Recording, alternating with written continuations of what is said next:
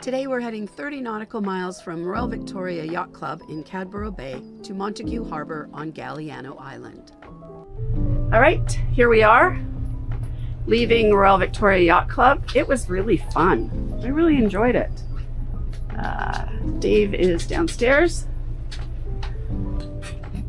but we are good to go. Starboard forward, port forward. And we are off to Montague Harbour. 2.5 hours. Slow bell, it's a beautiful day. Our depth here is 41 feet.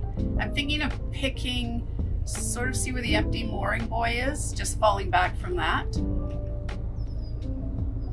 on our port side. All right, here we are in Montague Harbour.